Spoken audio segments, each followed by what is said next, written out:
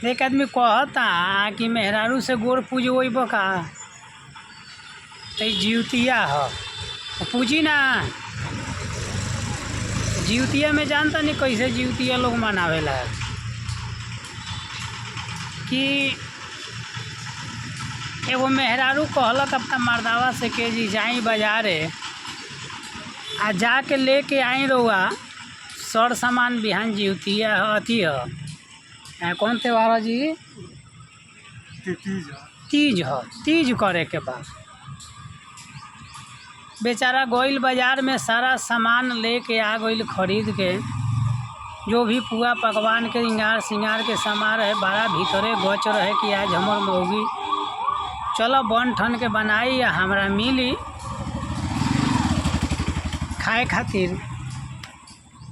उ बेचारा सब लिया के दे दिलक। ले के देला के बाद में मौगी का कैलक कि बनैलक अपने खा गइल मर्दावा के तो ना खियलक। तो मर्दावा कहलक दिन भर बेचारा हर जोत के आए रहे, साँझ ले इंतजार कैलक के जी अब ले आई। लास्ट में बेचारा के अब ना रहल गल तो कहलक कि सुन तरु तो का हो तो काले सामानवा तीजवा के ले लिया बनल उनल तो हमारा के ना देबू का। तो जानता नहीं मौगी का कहलक, कहती है कि तीज बीज करी ले या मर्द के ना पूछे नहीं।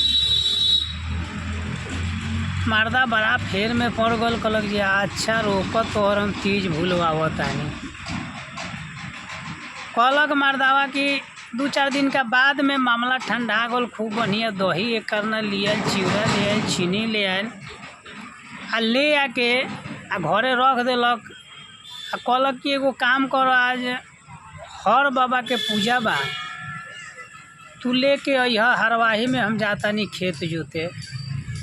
मेहरारू के जात बेचारी पानी दही चिवड़ा सब्जी सब लेके गईली।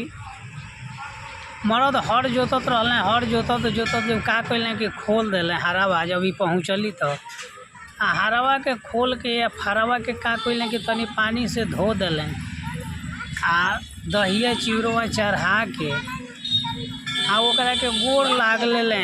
आ गोड़ लाग के सारा एक करना के दही चिवड़ा चीनी सब्जी सब खा हो गईले। मेहरारू ताकते बारी कि अब दी हैं। तो जब खा हो गईले तो कहतारी मेहरारू कि हमरा के ना देनी ह। तो कहले कि हर फार लुआठ आ मेहरारू के मुँह में खोरनाट। और मेहरारू बेचारे मुँह बना के चल गईली, जगह मुँह बनैले रहले पुआ पकवान खाए खातिर।